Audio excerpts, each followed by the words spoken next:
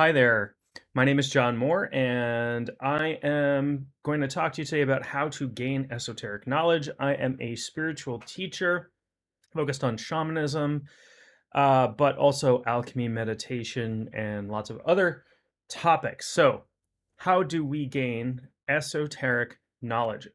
Well, let's start by defining what we mean by esoteric knowledge. And I have another video where I talk about what the word esoteric means.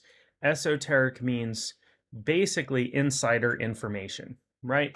In this case, we're talking about spiritual information. In days gone by, you would have to have been initiated or apprenticed or something like that to gain what we now consider esoteric knowledge. Esoteric is knowledge for the initiated. Exoteric with an X is for the masses. So if you think about, you go to a temple or a church or something and you go to service, right? That is exoteric teaching. You are getting, the Bible, the Quran, the Torah, whatever teaching, or the, meditations or prayers that you're doing.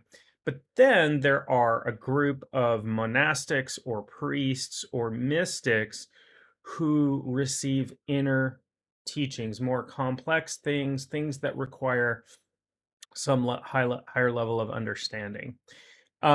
These days, you can go buy a book on alchemical transformation, or download rituals online. So, is that really esoteric knowledge anymore?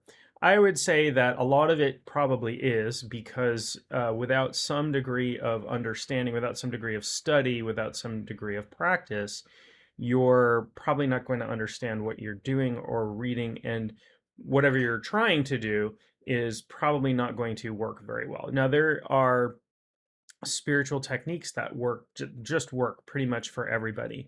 Meditation is one. Anybody can meditate, right? You don't need a lot of initiation or something, but there are meditations that require empowerment or some sort of inner teaching to get to those specific types of meditation. So meditation has become very exoteric, but there are very much esoteric. So how would you gain esoteric knowledge in this day and age? One way, and I think it's completely valid, because we are all living in our own subjective experience. The universe that I live in, the universe that I experience, even through my five senses, hopefully all five senses, um, is nothing, absolutely nothing like the universe you are experiencing. There will be some overlap. There will be some things that we perhaps agree upon, right? I hold something up and I say, this is red. And you go, yeah, that's red.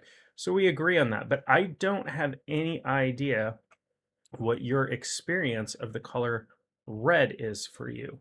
What emotions does it evoke? What memories does it bring up? So personal experience is important. And in personal practice, we can gain what's called gnosis.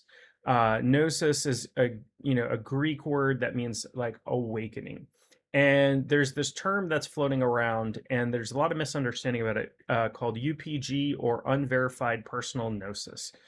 Let's say I do some work, I meditate, or I do some path working with some deity or some archangel or something, and I get an insight, I get a spiritual insight, and that comes only to me. Well, that is what we call unverified, meaning nobody else has had that insight, and it's personal because it's come to me rather than to a group of people or something like that. Gnosis, knowledge, awakening, right? Um, it's where we get the word knowing from, right? Gnosis. And so there's sort of this, a misunderstanding among some on the internet that is invalid, that UPG is invalid. And I don't think it is. What is invalid is for me to say, the god Jupiter told me that all of you should be following me, or all of you should be, no, because that is not other people's spiritual truth. It's my spiritual truth. If I get knowledge about practice or something like that, that I can pass on, people can then take that maybe and experiment and see if that works for them, but it might only work for me, right?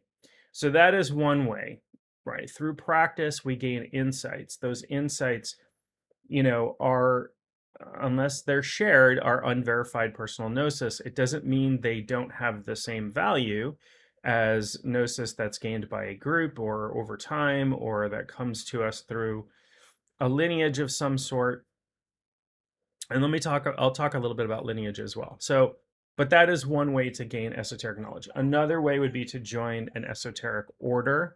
There are lots of them out there. You can sign up online and they will teach you a progressive method of spiritual development, and you'll gain deeper and deeper knowledge and more advanced practices as time goes on.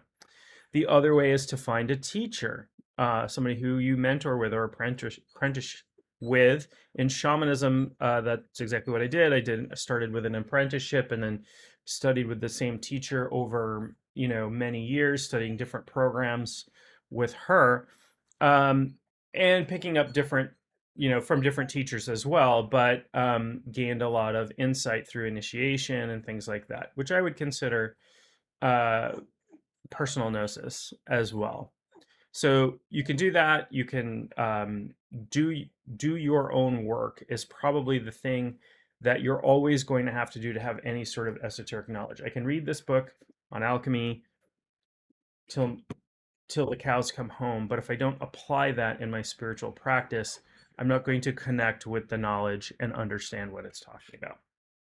So those are just some of the ways that you can gain esoteric knowledge. I'm sure there are others, but personal gnosis, research and putting into practice, or join some sort of church, temple, magical order, mystical order, something like that, that has a progressive learning program. And there are many, many, many out there, depending upon what you're interested in.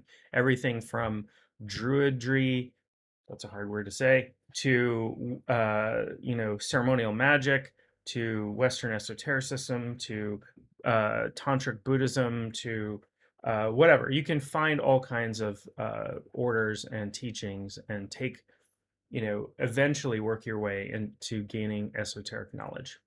I hope that's helpful. Don't forget to subscribe to this channel, and I'll talk to you real soon.